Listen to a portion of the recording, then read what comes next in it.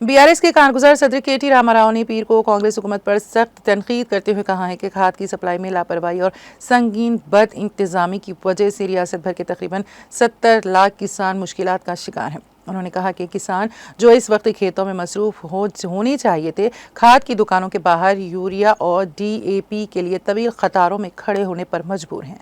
उन्होंने इस बहरान के लिए हुकूमत की इंतजामी नाकामी को जिम्मेदार ठहराया।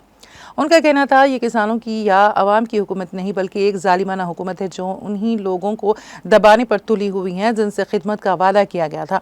कांग्रेस के दौरे हुकूमत का मवाजना बीआरएस की साबिका हुकूमत से करते हुए रामा राव ने याद दिलाया है कि साबिक वज़ीर आला के चंद्रशेखर राव के दौर में रैतु बंधु और रैतु बीमा जैसी स्कीमात नाफिज की गई थी जिनसे किसानों का एतमाद बहाल हुआ, सरमायाकारी में मदद मिली और उनके खानदान महफूज हुए। उन्होंने बताया कि बीआरएस हुकूमत के दौरान मार्कफीड जो कि नोडल एजेंसी है ने जून तक पेशगी तौर पर 3 से 4 लाख मैट्रिक टन खाद का बफर स्टॉक तैयार रखा और मरकज के साथ हम आहंगी के जरिए जुलाई और अगस्त में मुख्तलिफ हिस्से हासिल किए।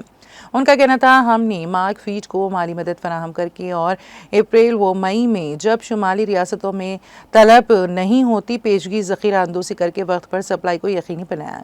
बीआरएस के कारगुजार सदर ने मौजूदा बहरान के लिए कांग्रेस हुकूमत को बराह रास्त जिम्मेदार ठहराया और कहा कि उसने अप्रैल मई और जून में मरकज से खाद का कोटा हासिल करने में नाकामी दिखाई। उन्होंने कहा ना कोई जायजा लिया गया, ना हम आहंगी रही और ना ही कोई मनसूबाबंदी की गई। बीआरएस के 10 साल दौरे हुकूमत में किसानों को कभी खाद के लिए कतारों में नहीं खड़ा होना पड़ा।